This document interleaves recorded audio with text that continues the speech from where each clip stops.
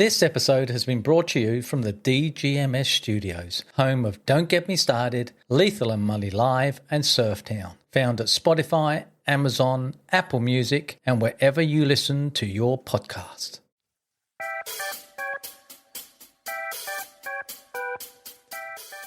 Welcome to Keith and Lee's Don't Get Me Started.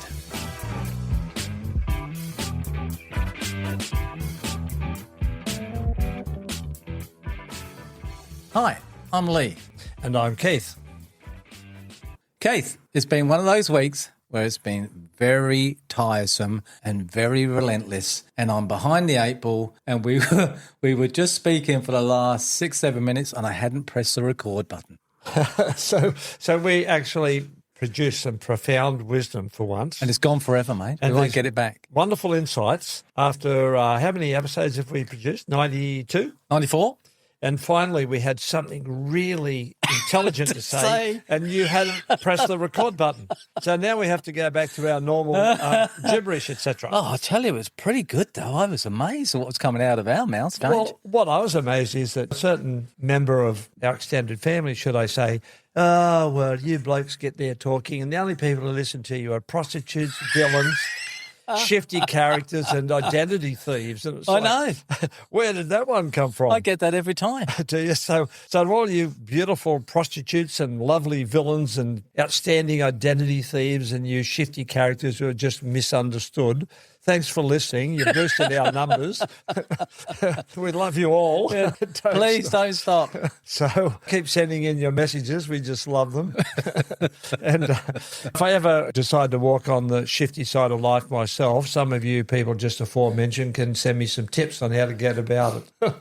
But anyway, Keith, how's your week been? It's been good. It has been. Mine hasn't been tiring or testing in any way. It's been pretty cruisy. Oh, I wish mine was. The only complaint I would have is there's just been no surf. And I think I said that last time. We haven't had good surf here for a couple of weeks. So I'm just waiting for some good waves to roll into our coast here because I just need a good surf. Just said to the wife yesterday, I'm still trying to work out a way how I can get another 10 days up there in Bali. And every time I say that, I'm inferring that I go by myself and do nothing but eat, sleep and surf. But she always thinks, well, you want to go without me? Well, I don't answer the question, but it's like, all right, well, and I have to rethink and re-say, well, I'm trying to work out how we can get up to Bali 10 days. Well, as you know, we're racing through November. We're nearly halfway through. Christmas is approaching at breakneck speed. And in Noosa, we call it the Chrissy Rush, where everybody wants it done now before Christmas. And it's tiresome because you can't please everybody all the time. You can only please some people some of the time. And so it's been a mammoth project for me to try and organise everything until Chrissy, where we finish on the 18th. And work is outrageous at the moment, and I can't get away from it. So coming in the studio, doing this is such a welcome relief. Good. Well, it's good to see you on the other side of the desk. It's Lee. great to see you too, Mully. And as much as you said it's been a testing week for you, you're looking rather fresh. Despite being English, you do have daily showers or baths. Yeah, bathing. You love that. Well, there's no admission there. You didn't say yes. You didn't say yes or no. Do you do it daily or once a week? It's your birthday soon, Kate. Don't blow it. There'd be no present if I keep pushing this particular. And I'm not going to get you that super duper present I was thinking of getting you. And also approaching fast, first test in Perth next week. You got your transistor radio? I've got all the audio sorted out. You're all ready to go? I'm ready to go. You know how many years of pain I've listened to the tests over the radio on various work sites around Australia? 30? At least, mate. And they've been awful. So I just hope this year, if you're listening to me, the English cricket team, at least make it competitive. Please. I read an article today about Ian Botham saying he's concerned about the lack of practice at the moment for the English cricket team. Lord Botham, you mean? Yes, which is not a good sign because the last time that happened, we got flogged 4-0. Well, you know, I'm not a fan of lords, so-called titles given to people willy-nilly over there in England. And I don't really listen to what they have to say. Sorry, Beefy, Botham. You can be concerned as much as you like, but I don't care, mate. So we're up for it. Perth next week. What's after Perth? Adelaide? I believe so, yes. Yeah, Adelaide. I would like to have gone down to Adelaide and watched the test because I haven't been to Adelaide. You had, though, haven't you? Yes, I've been there. I discovered a very, very distant cousin down there, which was a pleasant surprise. I haven't had a good look around, but I've been through there a few times. But the test, I think, is from the 17th to 21st, which cuts it too short for Christmas. Yes. Because I want to finish on the 18th, and we've got, like you, would be very busy with family. Yes. And it must have been at least 30 years ago, we had a Japanese student named Sachiko that stayed with us. And she's coming over to Australia December, and she's dropping by with her husband and children. I was going to say, she'd be a young woman now. She's just incredible. So that's going to be a highlight. And Jem is so excited to see her because we really got close to her. She's such a beautiful lady. And now she's married, has got children of her own. It's just crazy. Time marches on, Keith. Time does. And as they say, that is our greatest enemy, one that we cannot defeat.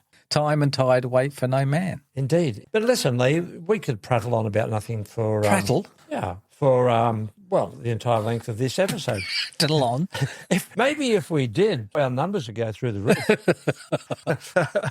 Everybody's so serious these days. All the crazy politics and all the geopolitical manoeuvrings that's happening around the world. And, of course, in this age of instant information, and there's cameras everywhere that can visually show you what's happening. And there's podcasts everywhere. Everybody is serious and everybody is telling you what's happening. And we've got this whole industry of professional opinion givers. And we all listen to our favourite bubbles to get the slant on all of this stuff from our own bias and perspectives that we favour. And in the midst of all these professional opinion givers, these experts, and they've all got something to say, there's you and I.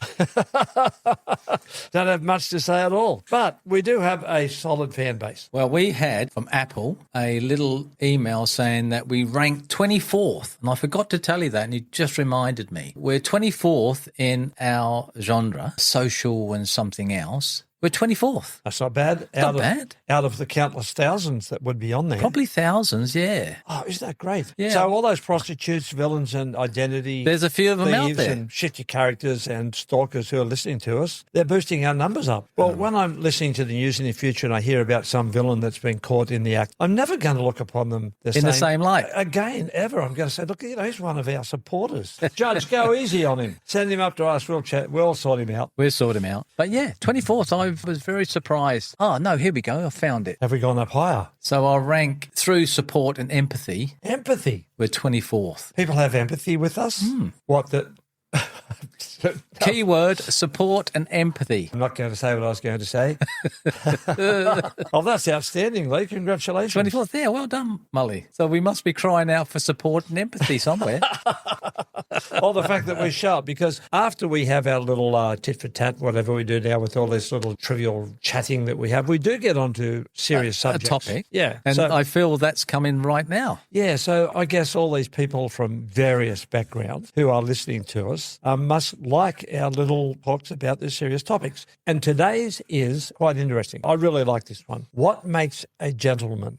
There's a lot there. Yeah, there's a lot there. And, a sub-question could be, and is a gentleman still relevant in today's society or in the modern day? Or what is a gentleman defined by? Yeah, well, let's start with that. What is a gentleman defined by? Is it somebody who merely has good manners, rises when a female enters the room, opens the door for women, displays manners All those. and consideration? Yeah, a combination of character and behaviour. Take the hat off? Yeah, including courtesy, kindness, regardless of their social standing, I suppose. Yes, I suppose too. So any male could be courteous, kind, thoughtful. Or their key traits, which could be good manners, patience, honesty, Generosity, perhaps? a sense of responsibility, Ah, now that's really, really interesting, isn't because it? that opens it right up. Yeah, it does. Because isn't that one of the things, like there's one of the questions that you often hear people say now who are serious podcasters. Serious. Serious podcasters and also serious broadcasters. They will say, well, what is a man? What's the definition of a man? And the old-fashioned, parts of the old-fashioned view of what is a man was one who could carry responsibility. And that doesn't seem to be thrown into the mix when describing a man or masculinity anymore, does it? Well, a modern gentleman, let's take it that far. A modern gentleman possesses qualities like, and we spoke about this not so long ago, emotional intelligence. Remember we had a conversation about that? Yes. Empathy and a commitment to personal growth and being an interesting, well-informed person like yourself, Well, Keith. Ollie, look, you're too kind mind. But I like that, actually. But let's just leave all of that on the table for the moment. Go back to the first one there, which is... Emotional intelligence. No, one before that. Empathy. Before that. Responsibility. Responsibility, and then on to emotional... Intelligence.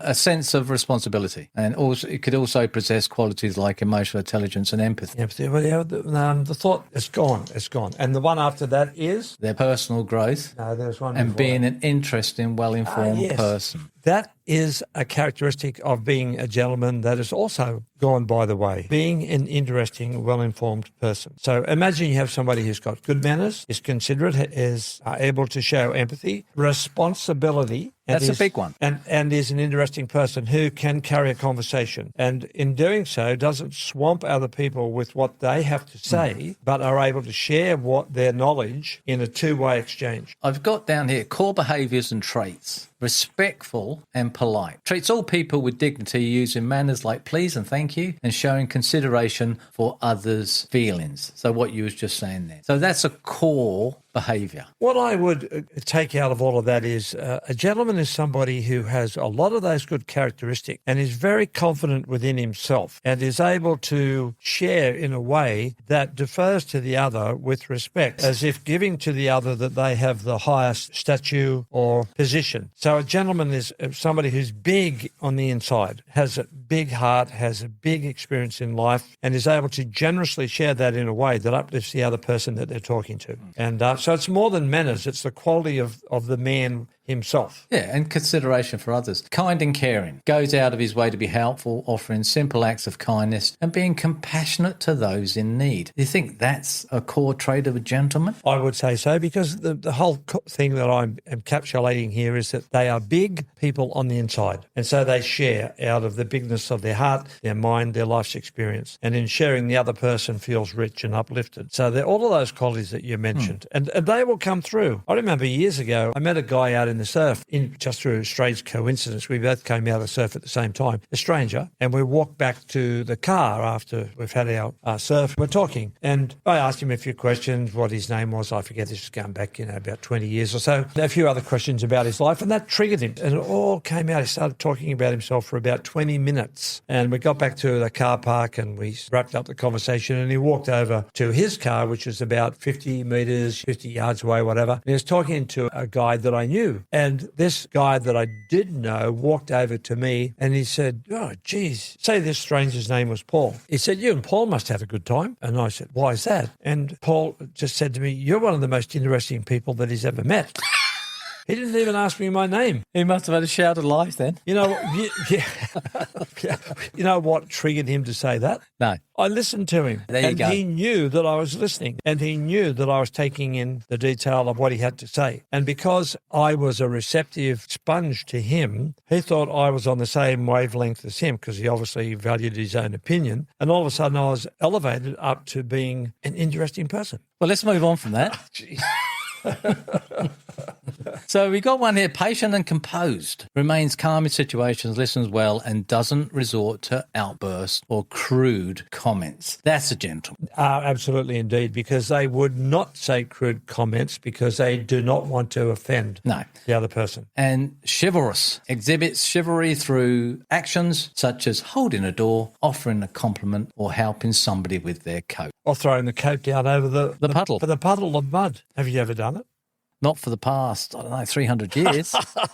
I've actually extended my hand to help a lady. But see, this is a problem. I knew a friend in Hong Kong when I lived there, and would definitely be very, very well educated, very smart girl. But she hated being called a lady. She took offense. Now, she was not only smart, she was well behaved. She was a graceful person. But she hated being called a lady because, according to her feminist lexicon, that more or less implied something that she took offense with. I still can't understand why. And ever since that, it's kind of scarred me a little bit. I don't know how to talk to them, how to refer to the opposite sex sometimes. Do I call them women, ladies, chicks? But when you open a door, or you're helping somebody with their coat, or you let them go first, isn't that just good manners, though? Absolutely. Not being a gentleman, it's just good manners. Yeah. And you hear stories of some guys getting into trouble because they do that and the girl snapping at them. But I've never had that experience. I always get a smile, always get a thank you. Yeah. I think it's given freely and warmly, and I think they pick that up. Yes, they do. Or are the feminists losing the propaganda war that women are just wanting to be normal people and just interact healthily with the opposite sex rather than claiming their feminist rights? Emotional intelligence understands and manages his own emotions and is sensitive to the emotional needs of others. How's that one? There's two elements there which to me seem so hard, but when you think about it, it seems so easy. So the first thing is managing your own emotions, which I am terrible with. I think most people are, Lee. Let alone being sensitive to the emotional needs of others. Like, how am I going to meet the emotional needs of others if I can't even meet the emotional needs of myself? But not in that sense of being a gentleman. Emotional intelligence is part of that, or what they say a modern gentleman is. But it still begs that question. Is it gentlemanly, emotional intelligence? Well, I'd have to think so because, again, would? yes, I'd have to agree with that wholeheartedly because, again, somebody who can share emotional intelligence with other people so that that other person feels listened to, valued, or even supported has to come from somebody who's big. But you have to pick it up, Mully. You have to be sensitive Well, to the emotion of others. Yeah, that's easier said than done, isn't it? It's like, what do you mean you're crying, you sop? You big soot. You know, just pick yourself up, mate. Give yourself a good kick up the arse and get moving. Yeah, here, take a hard nut pill. There you go. What do you mean you're crying again, love? You know, it's not that bad. You'll be right. Get on with it. Does that work? So that's not gentlemanly? No. What about self-awareness? It's open-minded, which is accepts constructive criticism. You know what? I believe that is one of the hardest things for people to do is to... Be open-minded. No, to accept criticism of yourself. Constructive criticism. Yeah, absolutely. In my experience in life, and maybe I've lived a sheltered, limited life, but I have found that most people will not receive constructive criticism openly and freely. They're very defensive. From anybody? Most people I've met. Members of family? Yep, strangers, colleagues, members of family, the whole lot. It's been very hard for them to receive. So there's part A. Part B. Say on this one. And, I include myself in that. I'm not picking on other people. I don't like hearing criticism. Hang on. Sometimes criticism that comes to me... You don't take very well. I don't like hearing it, but I will try and consider it. I will. So, but I don't, I'm not defensive. I won't say, I did this because, no, that wasn't me. It was... No, we're beyond that. So many people in my life that I have come in contact with, whenever they've had constructive criticism, they immediately throw up defenses or excuses, and they try and deflect that sharp light shining on them. With the emotional needs of others, you would see that in others because you would see the emotional that they would be feeling with your criticism of them. So you wouldn't even say it. Would that be emotional intelligence to not even bring it up because you already see that person can't take that constructive criticism? Now, the part B, this is a doozy. It sees failure as a chance to learn and grow. Now, I like that because every time I make a mistake, I want to grow from that. I want to learn from that so I don't have to make it again or do it again. So I don't mind that. But the first part is the hardest part. Self-awareness is open-minded, accepts constructive criticism. Who do you know accepts constructive criticism? There's got to be people. I just told you, I don't know anybody. They must, though. Most people don't like hearing negative things against them. That's been my experience. Now, as I said, I include myself in that, but I will listen and I won't defend, unless, of course, I'm completely innocent. And I know that they're wrong. I'll say, no, hang on. But if it's truthful, I'll take it on board and I'll process it. But so many people I know, the moment you say something to them or something is said to them, whoosh. It's a good one. Up goes the barriers. Out comes all the defenses. They just don't like hearing it. And you know what's sad about that? It is constructive criticism. We are all flawed. We are all in some way cracked. We've got some imperfection. And if we can hear some criticism against that flaw in our life, we're going to become better people. But some of us don't want to hear that criticism on that particular fault in our lives because it's too painful. So this is qualities. So emotional intelligence, self-awareness. This is you, Mully. well informed. Thank He's you. interested in the world around him and has a variety of subjects to discuss beyond just his own immediate life. That's a tough one for you, Keith. You live a big life, like I said, but is interested in the world around him and has a variety of subjects to discuss. A quality of being a gentleman. Well, I shouldn't say this, but it's, sometimes I get a little bit cheeky up in the head, Just a little bit. Yeah, you meet people sometimes and they say casual things to you and I can't sometimes help myself and I get a little bit smart-arsey and the mouth gets me in a bit of trouble. They might say to you, g'day, Mully, what do you know? And I say, well, pick a subject. Yeah, and I'll tell you. I don't know anything at all. I told you that one when the Ukraine conflict blew up, and somebody said to me, there's a group of men there, all mates, we knew each other, and one of them said to me, hey, Mully, what do you think about the Russian invasion of the Ukraine? And 5 of the other guys jumped in and said, don't tell him, don't ask him, don't ask him. And so I looked at Paul and I said, you want the long answer or the short answer? And he said, the short answer, thanks. All the other guys going, oh, thank God. It is interesting because we all have got a story to tell, for sure. But to have that variety of subjects, that's where a lot of people fail because they're so limited in what they read or they watch or they see, and they don't expand on it. They take a little bit from it, and like the old saying, I'm a jack of all trades and master of none. On that point, Lee, do you find that you have changed your position on some things like philosophy, religion, personal growth, politics, that you have changed as you've gone through the years? Or have you come to a settled position, say, on philosophy or politics, and you've stayed on that all the way through? Or have you seen that have you noted that you've changed as you've grown? Yeah, I think there's that. But the major thing that I've changed and grown with is since starting the podcast, because it's made me look deeper and farther out and listen to both sides, as tough as it is. So, like I said, every time we do a podcast, I do the research and it opens up to me on both sides, which I really enjoy. I love the research. You can prepare within 5 minutes. It takes me a little bit of time because I like to make sure that I've got everything or I've covered everything from all sides as much as I can due to the time given to us. Well, the reason I don't do much preparation is because you feed me. No. All I have to do is respond to it. Yeah. With what you say. But I do some preparation. I just jot down dot points. And one of the dot points that I have here today is style, a way a man carries himself. We're thinking the same, mate, because my next thing as a quality of a gentleman is well presented. Yes. How's that? Yes, absolutely. You're somebody who dresses well. Takes pride in his appearance. Yeah, and has a certain style. It could be dressed in say we live in a subtropical climate here and it gets very warm in summer. And you seldom see people walking around in long trousers or long jeans. Shorts and T-shirts are pretty much a standard uniform up here, but you can see shorts and short sleeve shirt with a collar. And so that can go from really sloppy to casual, smart casual, to well presented. Not the Led Zeppelin T-shirt you got on in the Surf Town T-shirt I have on. No, well, there's a certain... je ne sais quoi about it. Which means what? Which means, I don't know. Well, say it again. Sounds sexy. Je ne sais quoi. Oh, well, there you go. Well, hang on, I'm just sitting up a little bit straighter and taller here now, Lee. But I might have to edit it out now. I'm going to have to find out what it means if I'm pronouncing it correctly. Yeah, well, once you do, put it Je back ne in. sais quoi. Yeah, then put it in, which means you can put in. Yeah, well, it depends again.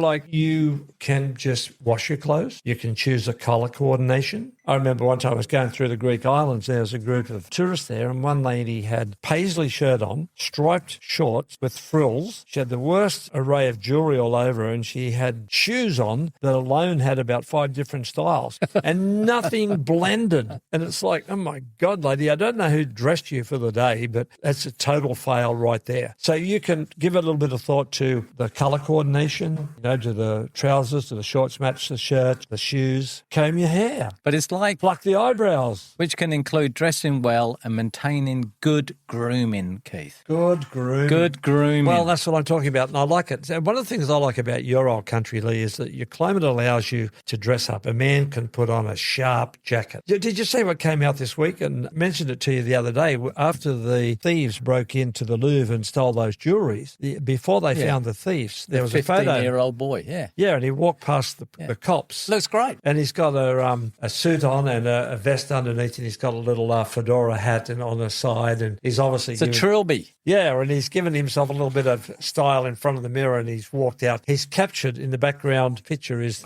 famous crime that's happened. And so the question went out through the internet, who is this guy in the hat? And it was just happened to be an innocent person, 15-year-old, who just liked to dress and look sharp. And sometimes when I think about a gentleman, I think, yeah, he has to dress sharp. And the last thing with the qualities of being a gentleman is shows respect for himself and others. Yes. Now that, to me, again, is just good manners. Yeah, so the question is, what makes a gentleman? We've covered that. And is it still relevant in this modern day? I'd have to say yes. Now, I've got one here, which I've been wading, and you say it all the time, and it infuriates me. Can you think what it might be when I ask you something and you say this one line? Yeah, I'm okay. About a gentleman? Gentleman never tells. No, he doesn't. There you go, you see, integrity. That comes back from you. And the other one is, a gentleman knows the difference between confidence, arrogance. Yes. How's that one? I love that. I love it. Both those two, confidence and arrogance. Yes. There's a thin line. A gentleman should be confident because then he can display the good manners. He can be considerate. He can be generous. And he can feel comfortable in being well-groomed and stepping out and looking pretty sharp. Sharp. Your old country, where the climate is more suitable to wearing layers of clothes. You have a thing up there called a dandy, or you used to at least. I was called Dandy as a nickname. Oh, because of Denton. Yeah. Dandy Denton. Yeah, Dandy Denton, yeah. And I hated it. Was it a reflection on the fact that you like to dress well? No, I didn't even dress well. I mean, I used to wear my sister's stuff because we weren't that. Yeah, I used to button up from the left-hand side, mate. I used to wear blouse. No, I'm joking. I didn't. But getting back to what I was saying, a gentleman never tells. So it says no gossiping, no spreading of scandalous rumours or of speaking ill of others. A real gentleman always protects the integrity of both himself and those around him. I believe it. So that means embodying the utmost discretion and keeping any affairs or confrontations a tight-lipped secrets. Nobody likes a bad mouth. How's that? No, it's pretty high standard stuff, isn't it? Very, very good. That's great. The final bit for me, which I'd like to bring forward, is a gentleman is open-minded. Sharp wit can win any argument, but an intelligent gentleman knows the benefits of listening to the views of others. He is never stubborn and is always prepared to learn in order to develop and broaden his world view. And this applies across the board. A gentleman's open-minded. What do you think, Keith? Oh, undoubtedly, because if you're open-minded, you grow and you accumulate understanding and you accumulate knowledge. And that can be general knowledge or that can be knowledge about yourself, other people. So undoubtedly. Now, would you say you have a sharp wit? Oh, sometimes. So it says here, a sharp wit can win any argument. Oh, no, I can't do that. No, I don't believe that. But an intelligent gentleman knows the benefits of listening to the views of others.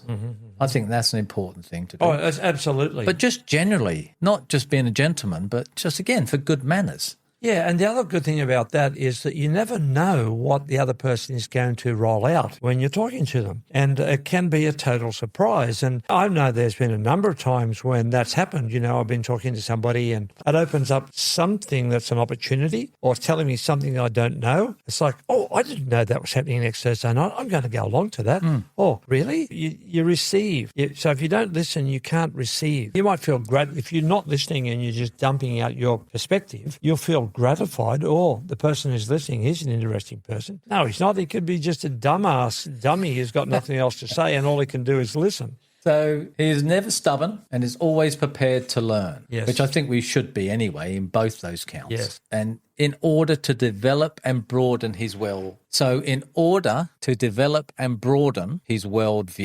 Yes. There's a certain quality about a gentleman that makes him a little bit different from the average person, if I could say that. I know that might sound a little bit arrogant, but I'm a huge fan of the American author Immortal, and he's written 4 books that I know of. A Gentleman in Moscow, Rules of Civility, Table for Two, and The Lincoln Highway. Now, if you read all of those books, which I've done, and I don't read them, I wallow in them. And he writes and presents these rich characters. And these characters mainly, except for Eve in Rules of Civility, she's just amazing, and I just love it a bit. These men, these prominent men in his stories are gentlemen, and they have these qualities that we're talking about. And you wouldn't call them alpha males, but they are clearly at the top of the apex because of the qualities that these characters have that he paints. And the whole story swings around them, except for the Rules of Civility. Eve is just fantastic, and I just fell in love with her. And what he's able to do with presenting these characters, he's able to let the qualities of that particular man go out and influence the storyline and the events of what may happen in the novel that he's written about. And I mean, even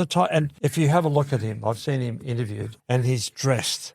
He's being interviewed in a tea house in New York, right? Yeah. And he's sitting there in a three-piece suit, tie, and he's having tea. Lovely. He's an American, right? We can't hold that against him. It's just himself. He's well-dressed. He's well-groomed. He looks like a gentleman. And even the titles of his books, A Gentleman in Moscow, right? And then the other one, Rules of Civility. Now, I don't know if I highly recommend that. And at the end of the book, it turns out that this guy, the central character, and I forget his name, he reinvents himself according to these rules of civility. And the person who wrote those rules was none other than George Washington. So, and you don't find that out until the end of the book. You think that that's something that this guy's just picked up because he wants to reinvent himself to impress this particular lady. But here are these rules of civility that, if you embody them, will help you become a gentleman. Well, let me finish with this one. See what you think, see if you agree with this. This is the one I've kept till last. A gentleman means what he says and says what he means. Don't garble your words, don't double speak, no jargon, no having to read between the lines. A real gentleman gets to the point. And while this is never an excuse for rudeness or insensitivity, you should appreciate that tactful honesty is always the best policy. Oh, look, I can go along with that. And, of course, a gentleman knows when to be tactful, knows when not to say certain things, and when to even just infer or even just twist the truth just a little bit so that it doesn't hurt. Just a little bit.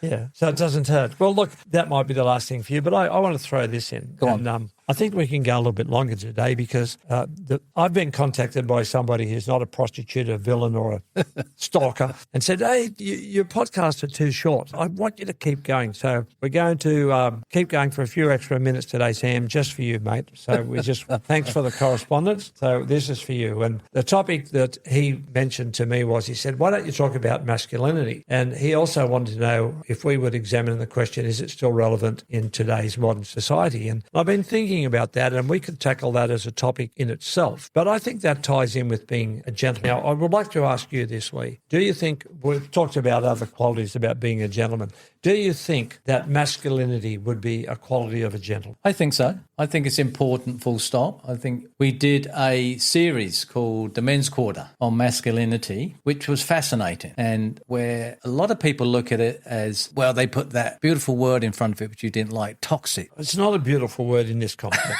I hate that word. I know. And that was the whole reason why we did that 3-part series. So I'd encourage everybody to listen to the Men's Quarter 1, 2 and 3. Masculinity is so important. It is very important, and it is still relevant in the modern day. And I would argue that it's very much needed today as much as it's ever been needed, because masculinity ties in with being a gentleman, being strong, being dependable, and being able to carry responsibility, what you mentioned earlier. And I think that's huge. They look at masculinity, I suppose, whoever they are, as well as gentlemen, as being archaic, as a past tense, that it doesn't exist. Well, it does exist, and it will always exist as long as there are males. And what quality or what level of masculinity will come out of the male is the question. If you're a male, you have masculinity. Simple as that. Now, this has been picked up as a term, and it's been politicized because we're living in an age where a lot of men have abused their position of trust. Teachers, ministers, priests, politicians, scout leaders, men who have been in a position that should be trusted to the point where people can leave their children, their family with these leaders and they will be safe. Too many have abused that and abused their charges. Now, when I say too many, I don't mean the bulk of them. Let's just pick a number. Say there's 2 million men in those positions that I just mentioned. Probably the bad egg would be 1%, 2%. But because their transgressions has been such a deep, offensive, abusive violation that people have had to sound the alarm bells and say, look, we can't totally now rely on some of these men to be trustworthy. Now, you can't on the ones that break the trust, but there's the overwhelming majority of men are safe, are good people.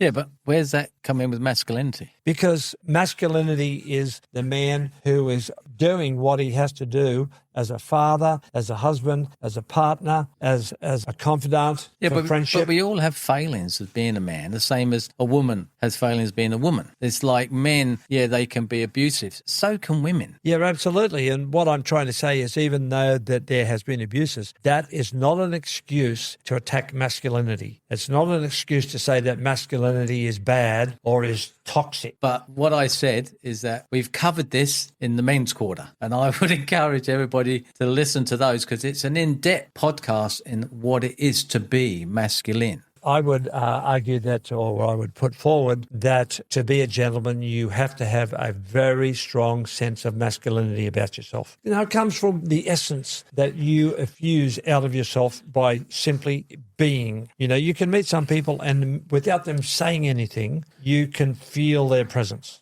We've done the podcast, What Makes a Gentleman. It doesn't mention anything about masculinity. But I'm throwing it in because I think healthy masculinity will make a gentleman. Because if you have healthy masculinity, you are going to be considerate. You're going to have good manners. You're going to have a high degree or a good degree of integrity. You are going to be able to shoulder your responsibility, and you're going to be able to be empathetic and to others and are able to share and listen if you have good masculinity. So I would say that masculinity and being a gentleman go hand in hand. It does, I think, but that's a gimme. But it's not for a lot of people. We can't account for everybody. Like I said, you can please some people some of the time, but you can't please all the people all the time. No, we can't. But I can say this in defense of masculinity because I'm a male and because I hear too many people attacking masculinity all the time by always saying toxic masculinity, toxic masculinity, toxic masculinity. It's like, and so it's almost got to the point where you're afraid to say, look, I'm a male and I watch Clint Eastwood movies, you know, and, oh, do you? Oh, you better back down there, mate. No, I'm not going to back down. Just because I watch Clint Eastwood movies doesn't mean I'm a toxic male. You know,